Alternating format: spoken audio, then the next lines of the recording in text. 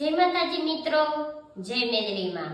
આજે હું તમને એક ગરબા વિશે, અંબેમાના લાગણી વિશે હું તમને એક વાત કરવા જાઉં છું। તમને કદાચ અમુક લોકોને સધારુને ખોટું પણ લાગે અને અમુક લોકોને મારી વાત સારી પણ લાગી। અને જો મારી વાત સારી લાગે તમને કે હા આ બેનની વાત સારી છે તો તમે લોકોને શેર જરૂરથી મિત્રો કરજો।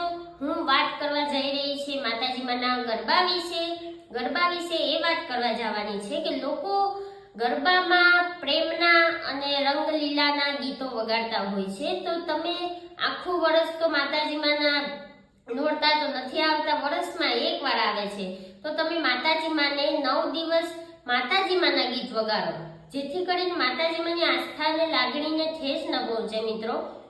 અમુક લોકો ગરબાની અંદર મોટા લોકો આયોજિત કરે છે, ગરબીની સ્થાપના કરે છે, ગરબો મૂકે છે અને ગીત એવા વગાડે ને કે તમે વાત પૂછોમાં। તમે પ્રેમના ગીત વગાડો તો માતાજીમાંની આસ્થાને કેટલી ઠેસ વાગે મિત્રો।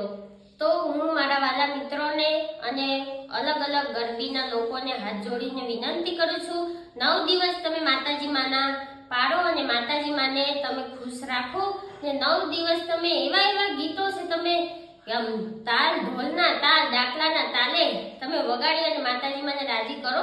એવું થોડું જરૂરી છે કે આપણે પ્રેમનું ગીત વગાડીએ તો જ લોકો નાચવાના છે। હવે તો ઘણા ગીતો નીકળે છે અને પહેલાના ગીતો તો તમે જોવો તો અત્યારના ગીતો ટૂંકા પડે એવા ગીતો છે, ડાકલા માતાજીમાંના છે, ગરબા છે, ઘણા ગાયક કલાકારો પણ મોટા અમુક કલાકારો પણ સ્ટેજની અંદર જ્યારે ગાવા જાય છે ને મિત્રો, ત્યારે એ લોકો પણ અમુક વખતે ભૂલ કરે છે।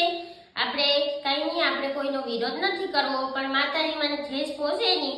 હું હાથ જોડીને તમને વિનંતી કરું છું કે 9 દિવસ માતાજીમાંના ગીતો વગાડો અને વડીલોને પણ હું નમ્ર વિનંતી કરું છું। આપણો વિડીયો સારો લાગ્યો હોય, આપણી વાત દિલની વાત, તો શેર જરૂરથી મિત્રો કરજો। જય માતાજી મિત્રો, જય મેલડીમાં।